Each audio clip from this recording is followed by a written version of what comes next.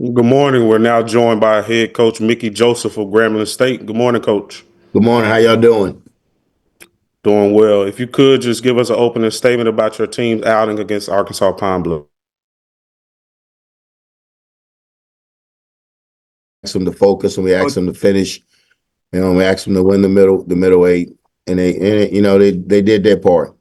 So we just got to continue to improve as a football team and improve as a coaching staff, and just try to keep this thing going. But it was a good win for the kids and for Grambling State University. Thank you so much. Now we will open the floor from questions from our media members. Perry Daniels. Good morning, Coach. Congratulations. Appreciate it, Perry. Thank you. Hey, Coach, can you talk about the defensive back that you have out of Madison Preparatory Academy in Baton Rouge, Jones? Yeah, David Jones. David Jones, is a really good. He's a good player. He's a kid that he's still learning how to play the game. We got to put extra time in.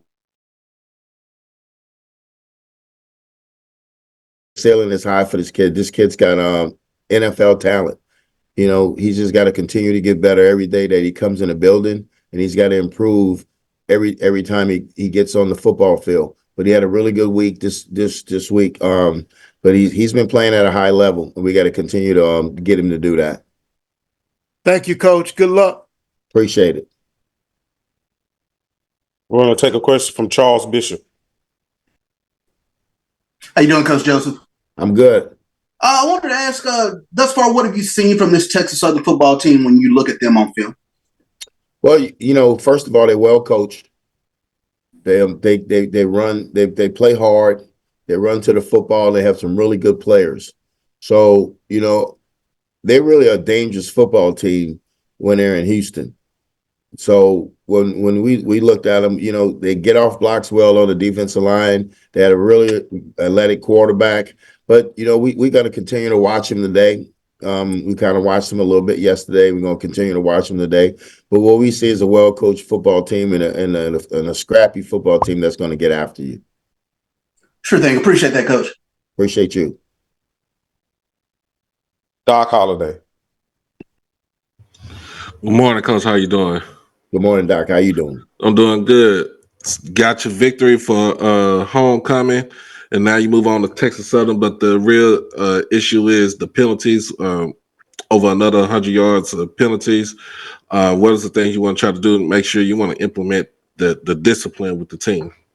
Well, we're working on it. We continue to work. We continue to stress, what we can do and what we can do. We got to recognize how the game's being officiated, and if it looks like we're doing some extra stuff, we need to stop it. And it starts with me. I spoke with the team this morning, and it starts with me. It starts with my aggressive style. I'm aggressive across the board, and so we're a little too aggressive for some of the officials, and I understand that. So I have to get back to the drawing board with them with the penalties, and just the bonehead penalties, the personal fouls and the face mask, things of that sort, and the non-moving penalties.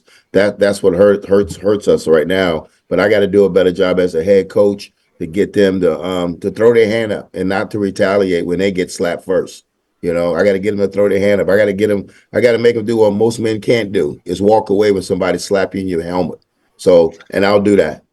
We talked about it this morning. We made a pact this morning that we're going to walk away. Doesn't mean that I'm a lesser man, but we're looking at it right now. No name, no faces. I don't even know that guy over there, so I'm not going to get in a personal dispute with him, because we don't identify by names when we have scouting reports. We identify by numbers, because we don't want to make it a personal battle, because it's not. It's football, but when you getting slapped first, things of that sort, and they come into your face mask, it's hard for some of these kids to walk away. But I got to do a better job as a head coach to get them to walk away, and I will.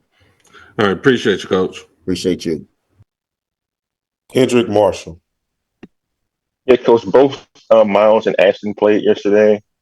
How would you assess the performance of each quarterback? And we continue to use two quarterbacks moving forward. Well, they both is average. I'm still disappointed that they're not reading it out. They're not making the reads that they need to read.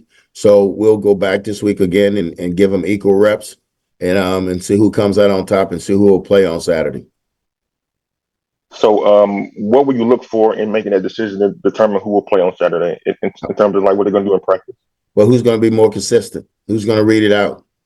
Who's going to put us in the right play? You know, who's going to be a quarterback? And that's the problem I'm having right now with both of them right now.